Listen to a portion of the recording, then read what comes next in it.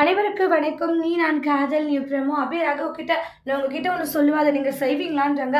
அபி, உனக்காக நான் என்ன வேணும்னாலும் செய்ய தயாராக இருக்க சொல்லு அப்படின்றாங்க. இங்கே பாருங்க, நான் உங்களை விட்டு போன பிறகு கண்டிப்பாக வந்து உங்களுக்கான ஒருத்தி வருவா, அவளை கல்யாணம் பண்ணிட்டு நீங்கள் சந்தோஷமாக இருப்பீங்களான்றாங்க. கேட்ட உடனே ராகவ் ஷாக் ஆகுறாங்க. அதெல்லாம் அப்புறமா பார்த்துக்கலாம், இப்போ எதுக்காக அதை பற்றி பேசிட்டு இருக்கு? இங்கே பாருங்க, சொல்கிறத மட்டும் செய்யுங்க. நான் சொல்கிற மாதிரி நான் போனோடனே வேற ஒரு பொண்ணை கல்யாணம் பண்ணிப்பீங்களான்றாங்க. அபி, நான் ஒன்று சொல்லிட்டுமான்றாங்க. என்னன்னுவாங்க.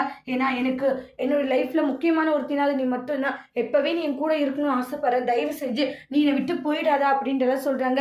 இல்லைங்க, ஏன்னா நம்ம அக்ரிமெண்ட் படி பிரிஞ்சு போகிறது தான் நல்லது. ஏன் அக்ரிமெண்ட் படி ஒன்று சேர்ந்து வாழ்ந்தா என்ன பிரச்சனைன்றாங்க.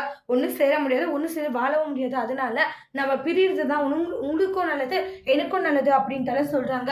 கேட்கும் போது ரொம்பவே கவலையாக இருக்காங்க. நினச்சா ஏன் தான் இப்படி எல்லாம் இருக்கியோ தெரியல அபி, நான் இவ்வளோ தூரம் சொல்கிறேன் இல்லை நீ என் லைஃப்பில் இருக்கணும்ட்டு, ஆனால் நீ ஏன் கேட்கவே மாட்டேங்கிற அப்படின்ட்டு சொல்லி ரொம்பவே வருத்தப்பட்டு பேசிட்டு இருக்காங்க.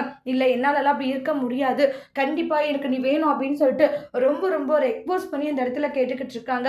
ஆனால் அந்த இடத்துல அபி இல்லை நோ அப்படின்ற மாதிரி சொல்லிடுறாங்க. அதோட இந்த ப்ரமோவை முடிச்சிருக்காங்க. தேங்க்யூ.